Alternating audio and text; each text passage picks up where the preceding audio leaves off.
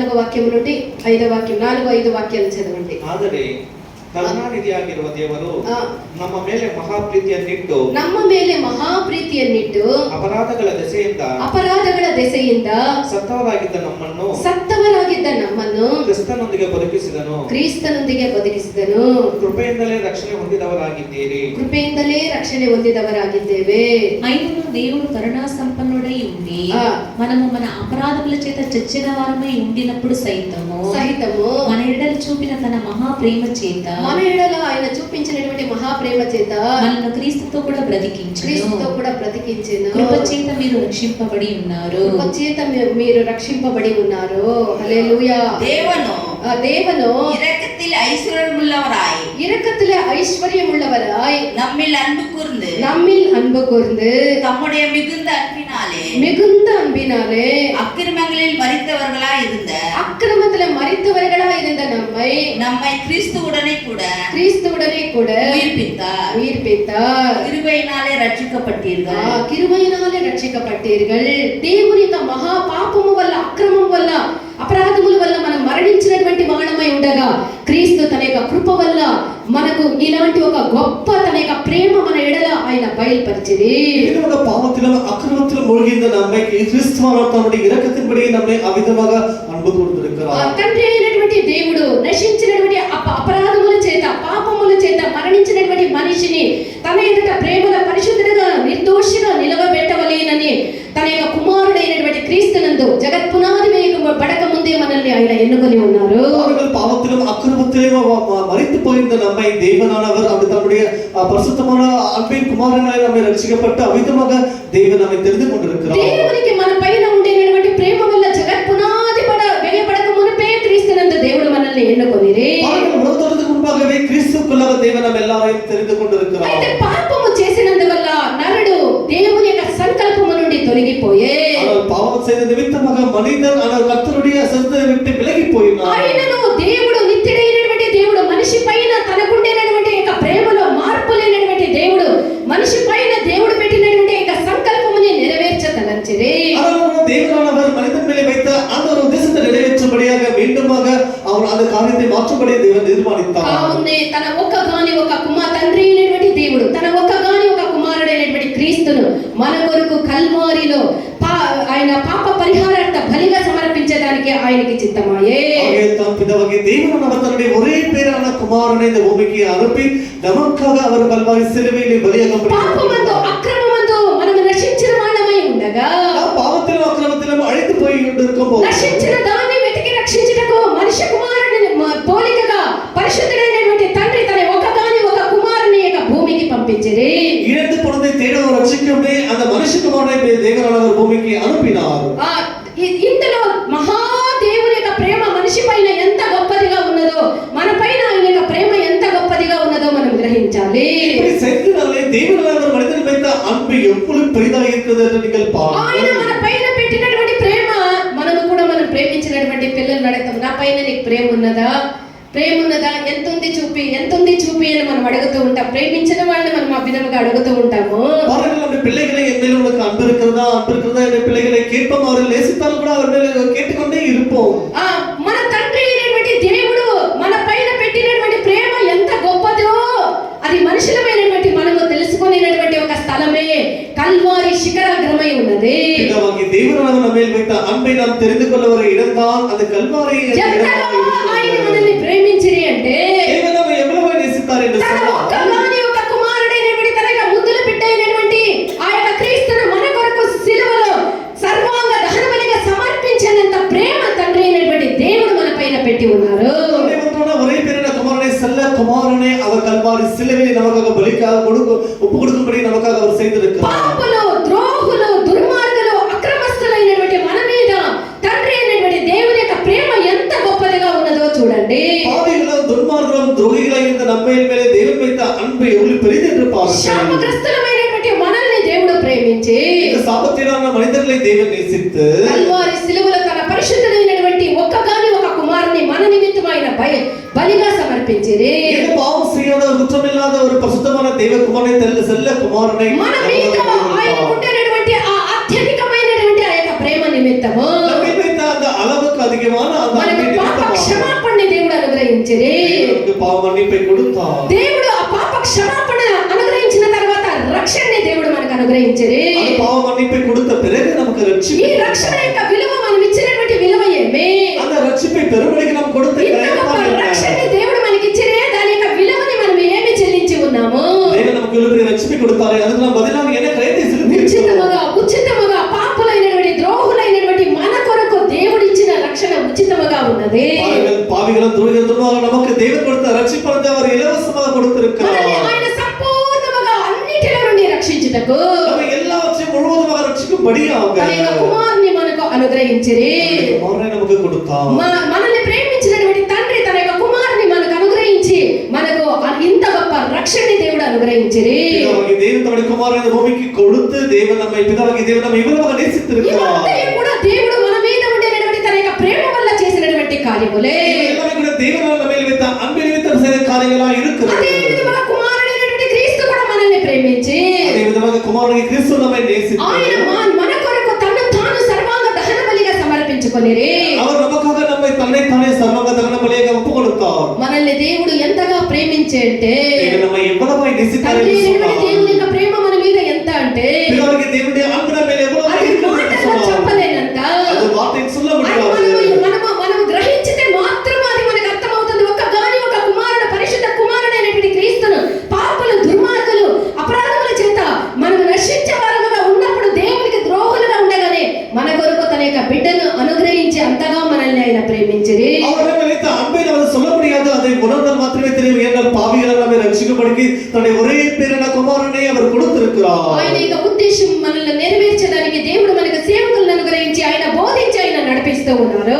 அவருடைய உத்தேசத்தை நம்ம நிறைவேற்றும்படியாக தேவன் நமக்கு இந்த ஊழியர்களை கொடுத்து அவர் மூலமாக நமக்கு எல்லாவற்றையும் கற்றுக் கொடுக்கிறார். అనేక సమయంలో నేను ఒంటరిగా ఉన్నాను, నేను ఎవరు లేకుండా ఉన్నాను, ఓదార్చబడనున్నాను, నీ దానిగా వాడగా ఉన్నానని మనం బలపోస్తూ ఉంటాము. அநேக நேரங்களில் தனிமையில் இருக்கிற எனக்கு யாரும் இல்லை என்று நாம் புலம்பிக் கொண்டிருப்போம். మన యొక్క ఒంటరిలో మన యొక్క దేవుడు మనతో కూడా ఉండిరి.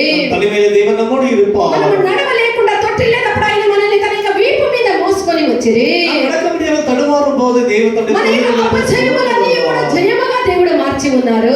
தோல்வி எல்லாவற்றையும் தேவன் ஜெயமாக மாற்றி మన இருக்கிறார். పైన ఆయన పెట్టినటువంటి యొక్క శ్రేష్టమైనటువంటి ఉద్దేశాన్ని నెరవేర్చు నిమిత్తము நம்மேல் வைத்த ஒரு விலை உயர்ந்த அந்த சித்தத்தை நம்ம நிறைவேற்றும்படியாக మనల్ని గురించి ఆయన చింతించి మనల్ని గురించి విచారించేటువంటి దేవుడు మనకున్నాడు. நம்மை குறித்து சிந்திக்கிற விசாரிக்கிற தேவன் நமக்கு இருக்கிறார். మన కొరకు తన యొక్క ఒక్కగాని ఒక కుమారుడైనటువంటి క్రీస్తును సర్వాంగ దహన బలిగా సమర్పించేది. நமக்காக ஒரே பேரான குமாரனை நமக்காக சர்வாங்க தகன பலியாக ஒப்பு கொடுத்தார். దేవుని యొక్క కుమారుడు కల్వారి శిలువలో తన ఆఖరి రక్త బిందువును మన కొరకు కార్చి తన యొక్క ప్రాణముని పానార్పణముగా పోసిరి. அவர்கள் குமாரனை கிறிஸ்துவனும் நமக்காக கல்வாரி சிலுவையிலே தன்னை கடைசி சொட்டு ரத்தம் கூட நமக்காக அவர் சிந்தி இருக்கிறார். కల్వారి శిలువలో తన యొక్క పరిశుద్ధమైనటువంటి ప్రాణముని పాపులైనటువంటి మన కొరకు దేవుడు సమర్పించిరి. கல்வாரி சிலுவையிலே இந்த பாவியில நமக்காக தன்னுடைய சரீரத்தை நமக்காக ஒப்பு கொடுத்திருக்கிறார். దేవుడు తండ్రి అయినటువంటి దేవుని యొక్క సంకల్పముని కుమారుడైనటువంటి క్రీస్తు తన యొక్క శరీరమందు నెరవేర్చిరి. பிதாவுக்கு அவர் சித்தத்தை குமாரனை கிறிஸ்துவன சரீரத்திலே நிறைவேற்றி యేసు இருக்கிறார். ప్రభు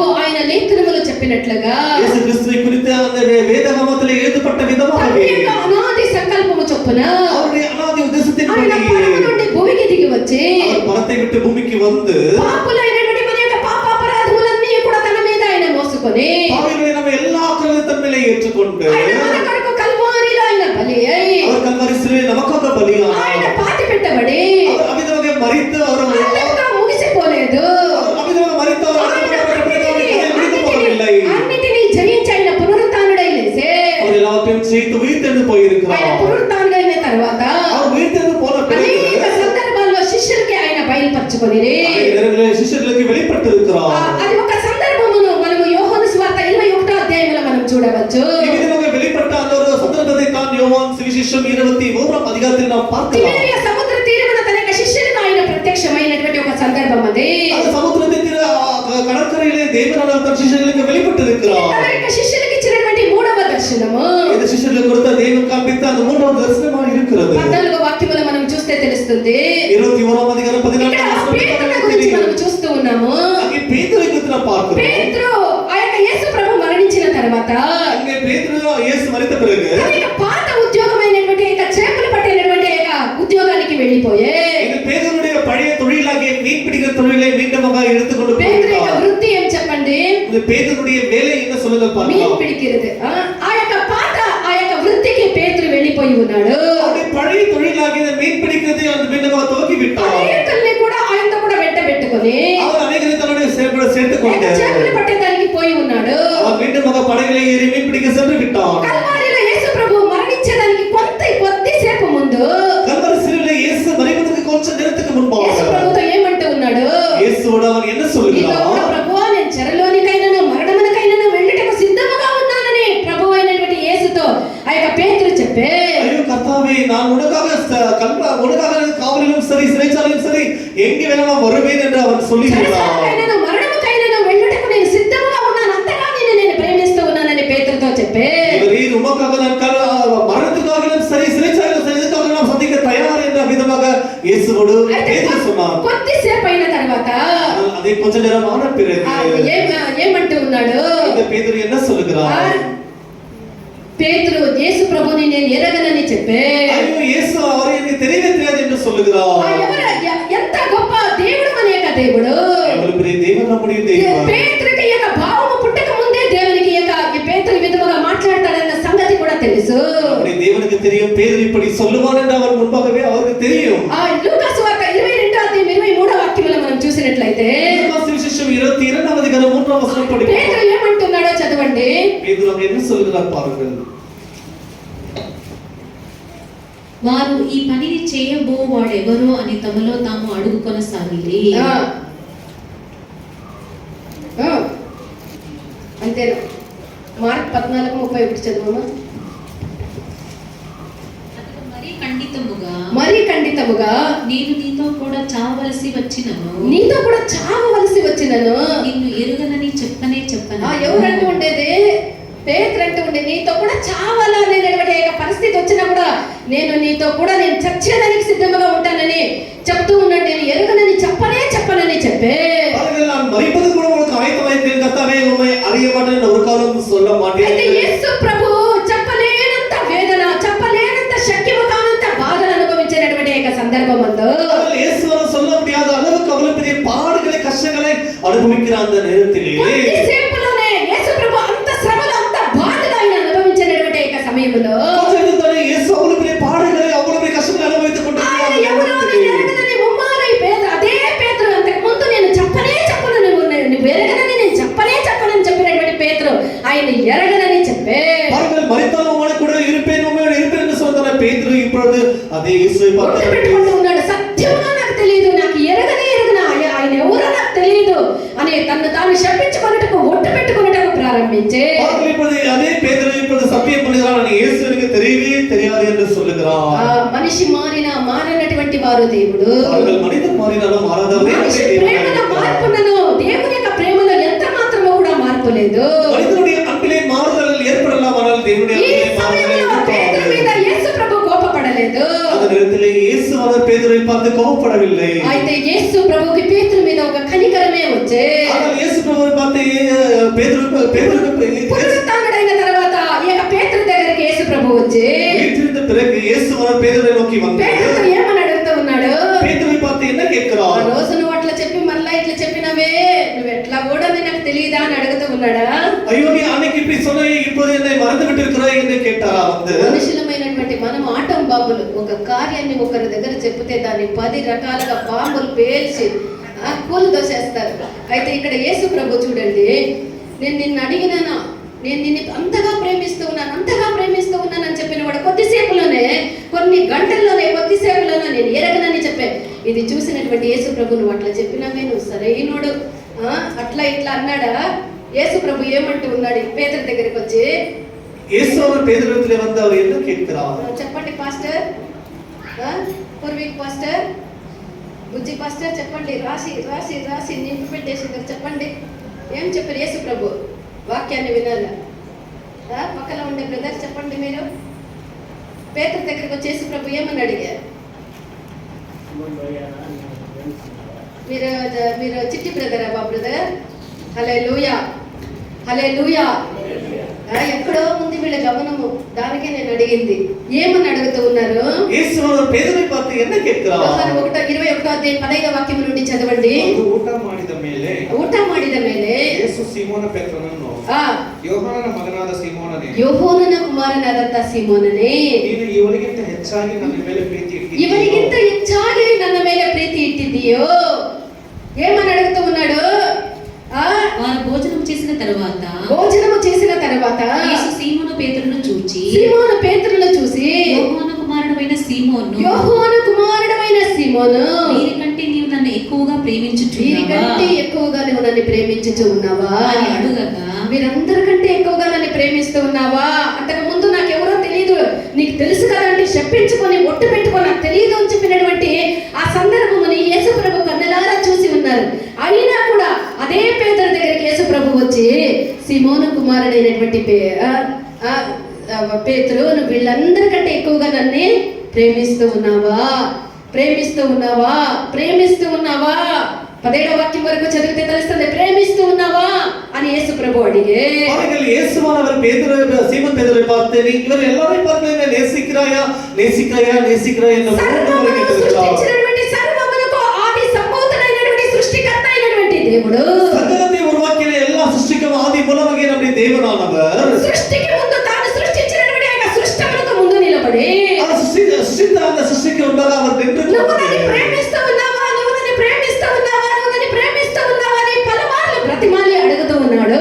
நீ என்னை நேசிக்கிறாயா என்று 3 முறை మహత్తుగల మాట చేత నిర్మించినటువంటి దేవుడు, సకలతోనే భక్తియుள்ள వార్తయినాలే ఆలోచిస్తున్నది అన్నిటికీ సర్వాధికారి అయినటువంటి దేవుడు, எல்லாவற்றுக்கும் సర్వాధికారి అయినటువంటి దేవుడు కేవలం తాను సృష్టించినటువంటి ఒక మనిషి ముందు సృష్టి ముందు నిలబడుకొని నువ్వు నన్ను ప్రేమిస్తూ ఉన్నావా అని అడుగుతూ ఉన్నారు.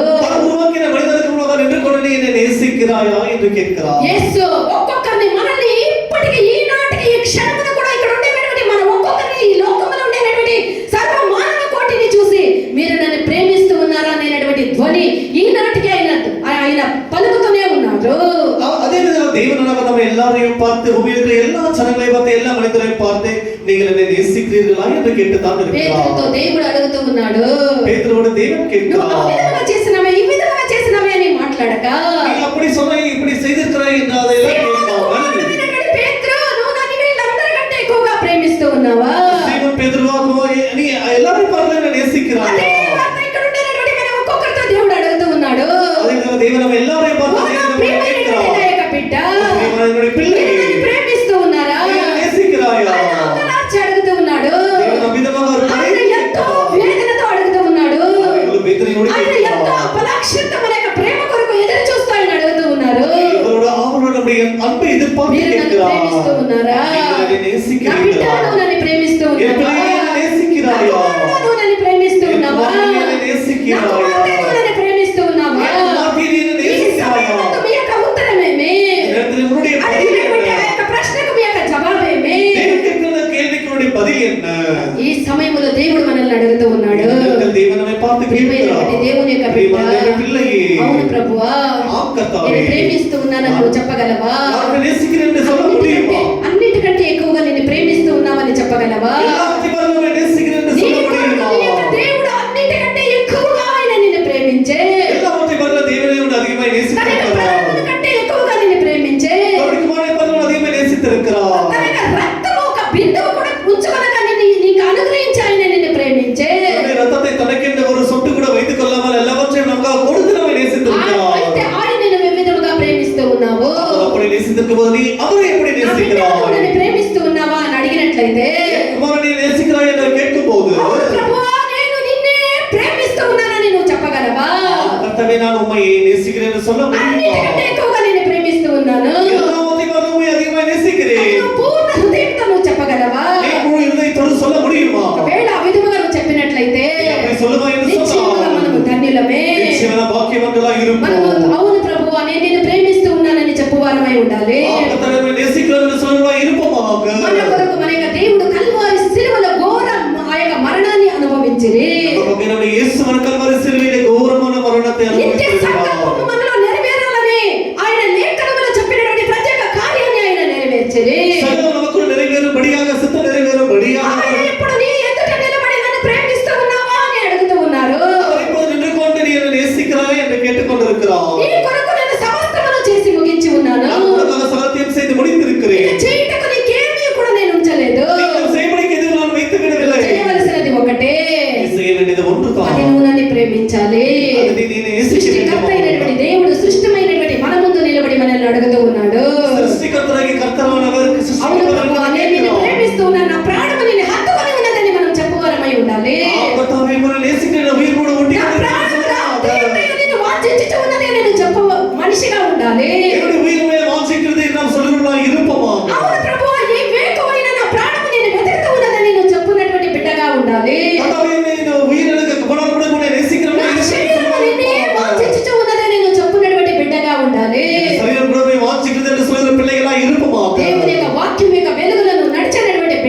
ఉంది. దేవుని వచనమును నెరవేర్చిన వారు నడకర పిల్లయ్య ఆయన నీ పైన పెట్టినటువంటి యొక్క సంకల్పమును నువ్వు ఎరగాలి. ಅವರು ನೆರವೇರಿತ ಉದ್ದೇಶತೆ ನೀನೇ ಅರಿಯಬೇಕು. యోహోను 14వ అధ్యాయం 15వ వాక్యం చదవండి. యోహాను సువిశేషం 14వ అధ్యాయం 15వ వచనం పడియుంగల్. ನೀವು ನನ್ನನ್ನು ಪ್ರೀತಿಸುವುದಾದರೆ నీవు నన్నನ್ನು ಪ್ರೀತಿಸುವುದಾದರೆ ನನ್ನ ಆಜ್ಞೆಗಳನ್ನು ಕೈಕೊಂಡು ನಡೆಯುವುದೇ. ದೇವರನ್ನು ನಾನು ಪ್ರೀತಿಸುತ್ತಾ ಇದ್ದೇನೆ ಎಂದು ಬರಿ ಮಾತಿನಲ್ಲಿ ನಾವು ಹೇಳುವುದಲ್ಲ.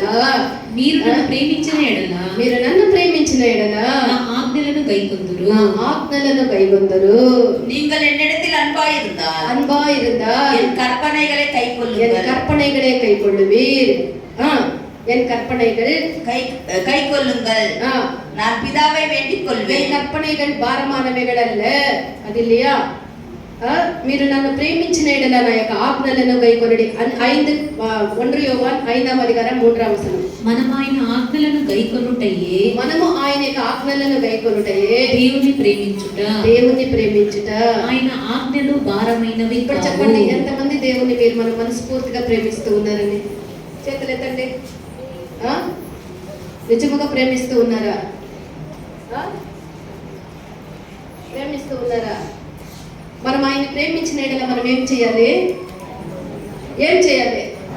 బాగా నిద్రపోవాలి, ఇష్టం వచ్చిన చోట తిరగాలి, ఇష్టం వచ్చిన కార్యాలు, శరీరం ఆశించిన కార్యాలు, మనసు ఇష్టం వచ్చిన కార్యాలు మనం చేయాలి. చేసి దేవా నిన్ను ప్రేమిస్తూ ఉన్నాను అని 3 సార్లు చెప్పేస్తే అంతే కదా. మనం చేసేది అంతే కదా. దేవుని మనం ప్రేమించిన ఎడల మనం ఏం చేయాలి? దేవుని షాక్ కొట్టేస్తుంది. దేవుని మనం ప్రేమించిన ఎడల ఏం చేయాలి? கற்பனைகளை கைக்கொள்ள வேண்டும். Very good. அம்மா மட்டும் தான் நல்லா உறுத்து கேட்டு இருக்கிறாங்க. என்ன பண்ணணும்? ఏం చేయాలి? ఆయనకు ఆజ్ఞలను గైకొనాలి. కొంతమందికి ఆయనకు ఆజ్ఞలు మోయలేనంత భారం.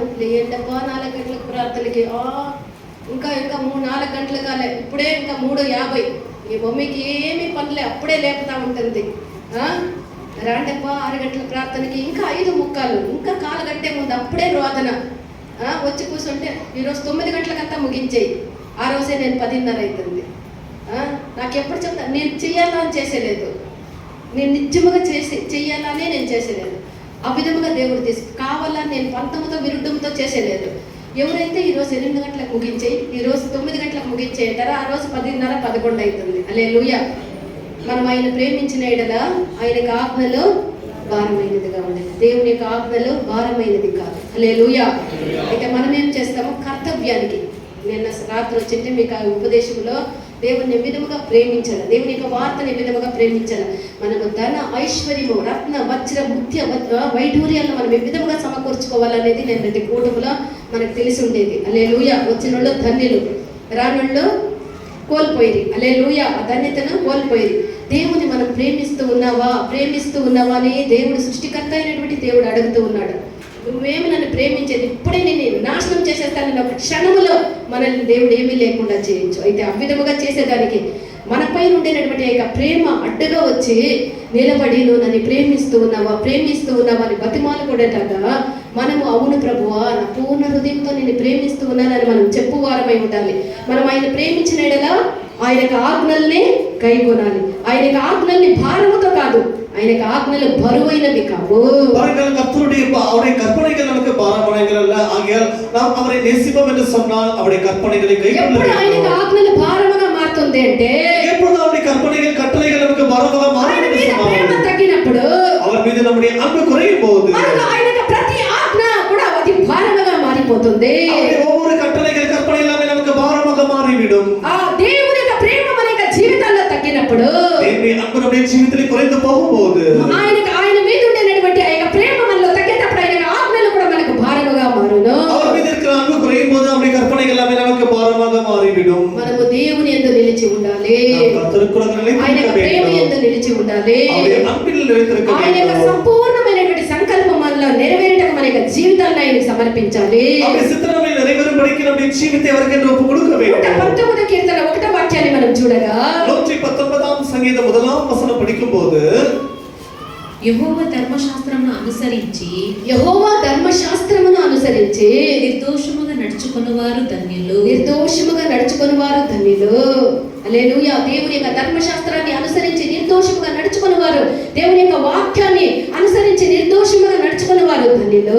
கர்த்தருடைய வேதத்தின்படி நடக்கிறவர்கள் உத்தம மார்க்கத்தார் యథార్థమైనటువంటి మనసుతో, యథార్థమైనటువంటి ప్రేమతో మనం దేవుని ప్రేమించాలి. యథార్థమైన మనదుடன் దేవుని நாம் நேசிக்க வேண்டும். ప్రేమించుట అనగా ఆయన యొక్క ఆజ్ఞల్ని గైకొనుట. அவரை நேசிப்போம் என்று சொன்னால் அவருடைய கற்பனைகளை கைக்கொள்ளுவோம். ఆజ్ఞల్ని మనము పూర్ణ హృదయముతో, పూర్ణ మనసుతో, యథార్థతతో మనము వెంబడించే వారమై ఉండాలి. அவருடைய கற்பனைகளை முழு மனதுடன் நம்ம முழு దేవుడు నన్ను ప్రేమిస్తూ ఉన్నావా అని అడిగినప్పుడు దేవుడు நம்மை பார்த்து நீ நேசிக்கிறாய் என்று கேட்கிறார். అని చెప్పేనంత ప్రేమ మనలో పొంగాలి.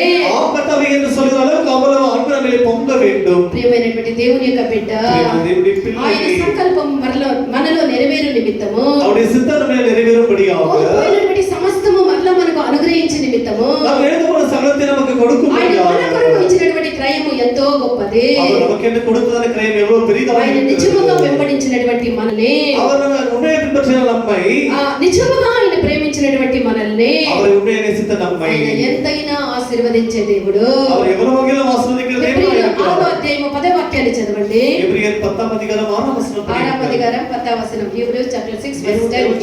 ನೀವು ದೇವಜನರಿಗೆ ಆ. ಉಪಚಾರ ಮಾಡಿದಿರಿ, ಆ. ಇನ್ನೂ ಮಾಡುತ್ತಾ ಇದ್ದೀರಿ. ಇನ್ನೂ ಮಾಡುತ್ತಾ ಇದ್ದೀರಿ. ಈ ಕೆಲಸವನ್ನು ಆ. ಇದರಲ್ಲಿ ನೀವು ದೇವರ ನಾಮದ ವಿಷಯವಾಗಿ ತೋರಿಸಿದ ಪ್ರೀತಿಯನ್ನು ಆ. ಆತನು ಮರೆಯುವುದಕ್ಕೆ ಅನ್ಯಾಯಸ್ಥನಲ್ಲ. దేవుడికి చేసినటువంటి మేలుల్ని ఆయన మర్చేదానికి, దేవుని నామ నిమిత్తం, దేవుని యొక్క నామములో మనం చేసినటువంటి కార్యములను ఆయన మర్చేదానికి మన యొక్క దేవుడు అన్యాయస్తుడు కాదు. நாம் தேவனுக்கு செய்த காரியத்தையும் பிரயாசத்தையும் சரி, ஊழியத்தையும் சரி மறந்து போவதற்கு தேவன் அநீதியுள்ளவர் அல்ல. మన నిమిత్తము మన యొక్క దేవుడు చేసినటువంటి ఆ యొక్క కార్యములన్నీ మనం స్మరించి, தேவன் நமக்கு செய்த எல்லா காரியங்களும் நினைத்து ఆయన మన కొరకు మన యొక్క పాప పరిహారార్థముగా ఆయన ఇచ్చినటువంటి ఆ యొక్క క్రయమును మనం మనసులో ఉంచుకొని, அவர் நமக்கு என்ன கொடுத்த பாவ நிவாரண அந்த கரையத்தை நம்ம மனதில் வைத்துக் கொண்டு దేవుని మన పూర్ణ హృదయంతో ప్రేమించి ఆయన ఆజ్ఞల్ని వెంబడించి ఆయన యొక్క నామములో దేవుడు మనకి చెప్పినటువంటి యొక్క సంకల్పము నెరవేర్చిన నిమిత్తం మన యొక్క జీవితాన్ని సమర్పించాలి. தேவனுடைய அந்த முழு சித்தத்தை நம்மிலே வைத்துக் கொண்டு அவருடைய கற்பனைகளை கைக்கொண்டு நாம் நடக்க வேண்டும். మనం దేవుణ్ణి ప్రేమించిన ఎడల அவரை நேசிப்போம் என்று మనం சொன்னால் చెడుతనమును ప్రేమించము. நாம் கெட்டதை நேசிக்க దేవుని மாட்டோம். ప్రేమించుట అంటే ఏమి? தேவனை நேசிப்பது என்று சொன்னால் என்ன? చెడుతనమును అసహించుకొనుట. தீமையை விட்டு விலகுவது. 97వ కీర్తన 10వ వాక్యం చదవండి. 97వ సంగీతం 10వ వచనం படியுங்கள். యెహోవాను ప్రేమించువారులారా, యెహోవాను ప్రేమించువారులారా, చెడుతనమును అసహించుకొనుడి. చెడుతనమును అసహించుకొనుడి. తన భక్తుల ప్రాణములను ఆయన కాపాడుచున్నాడు. తన భక్తుల ప్రాణమును ఆయన కాపాడుచు ఉన్నాడు. భక్తహీనుల చేతిలో నుండి ఆయన వారిని విడిపించు. ప్రియమైనటువంటి దేవుని యొక్క జనమా, మన దేవుడి జనమే, మనల్ని దేవుడు విమోచించిన ఉద్దేశము మనం ఆయన ప్రేమించి ఆయన యొక్క ఆజ్ఞానుసారముగా మనం జీవించాలి అని. தேவன் நம்மை மீட்டெடுத்திருப்பதே நாம் அவரை நேசித்த கற்பனைகளை நடப்பதற்கு మన కొరకు ఆయన ఇచ్చినటువంటి క్రయమైనది, అది మనము మరలా ఇవ్వలేనంత గొప్ప క్రయాన్ని ఆయన మనకి ఇచ్చి ఉన్నారు. சிலுவையில் அவர் கொடுத்த கிரயம் என்று சொல்வது நம்ம திரும்பி கொடுக்க முடியாத கிரயத்தை கொடுத்திருக்கிறார். మనల్ని నీతిమంతులుగా మార్చినది దేవుని యొక్క కృపయే. தேவன் நம்மை நீதிமான்களாக மாற்றி இருப்பது அவருடைய கிருபையாய் இருக்கிறது. పాపులైనటువంటి మన నిమిత్తము దేవుడు పరిశుద్ధుడైనటువంటి తన యొక్క రక్తమును చిందించి పాప క్షమాపణ దేవుడు మనకు అనుగ్రహించిరి. పాపులకు நமக்காக பாவ மன்னிப்பை கொடுக்கும்படிக்கு தன்னுடைய ரத்தத்தை அவர் சிந்தி இருக்கிறார். పాపం చేయనటువంటి దేవుడు, పాపం ఎరగని దేవుడు, పాపులైనటువంటి మన కొరకు ఆయన పాప స్వరూపిగా మారిరి. பாவம் அறியாத தேவன், பாவம் செய்யாத தேவன் அவர் பாவத்தின் ரூபமாக நமக்காக மாறி இருக்கிறார். ఆయన ఆఖరి పలికినటువంటి వార్త సమాప్తం అనే వార్త, కల్వరి సిలువైలో కடைசியாக அவர் பேசின வார்த்தை எல்லாம் முடிந்தது என்று சொல்லியிருக்கிறார். మన కొరకు మన యొక్క దేవుడు కల్వారిలో సమస్తముని ముగించి ఉన్నారు. அப்படி என்றால் கல்வரி சிலுவையில் சகலத்தை அவர் நமக்கு செய்து முடித்திருக்கிறார். చేయటకు మనకి ఈ లోకములో ఏది బ్యాలెన్స్ ఏది లేదు, అన్నీ ఆయన కల్వారిలో మన కొరకు చేసి ముగించి ఉన్నారు. நாம் செய்யபடிக்கு எதுவுமே பேலன்ஸ் செய்யவில்லை, எல்லாவற்றையும் அவர் செய்து முடித்து விட்டார். చేయవలసినటువంటి కార్యం ఒకటే, நாம் செய்ய வேண்டிய காரியம் ஒன்றுதான். పూర్ణ హృదయముతో మన యొక్క పూర్ణ మనసుతో మన యొక్క దేవుణ్ణి ప్రేమించి ఆయన యొక్క మార్గములో మనం నడుచుటయే. முழு மனதோடு தேவனை நேசித்து அவர் வழியில் நாம் நடக்க வேண்டும், అவ்வளவுதான். ప్రభువా, నేను సంపూర్ణముగా నిన్ను ప్రేమించి నీ యొక్క ఆజ్ఞలు గైకొంటాననే తీర్మానముతో మన యొక్క దేవునితో మనం నిబంధన చేస్తాము గాక. కర్తవ్య నామమును నేసిத்து నీ కర్తవ్యங்களை కైకొండు వழியில் நடப்பேன் என்று நாம் சொல்லுவோம். ఆయన ప్రేమించిన ఎడల அவரை நேசிப்போம் என்று ప్రేమించిన சொன்னார். వారి సమస్తము మేలు కొరకు ఆయన చేసే దేవుడు. நாம் அவரை நேசிப்போம் என்று சொன்னால் தமிழே அன்பு குறை அனைவருக்கும் அவர் தமக்கு எல்லாவற்றையும் நன்மைக்கு எதுவாக தான் செய்கிறார். మనం సమర్పించదుము గాక. మన జీవితాన్ని దేవునికి సమర్పించదుము గాక. మన కొరకు సమస్తము చేసి ముగించిన దేవుని యొక్క చేతికి మన యొక్క జీవితాన్ని మనం సమర్పించదుము గాక.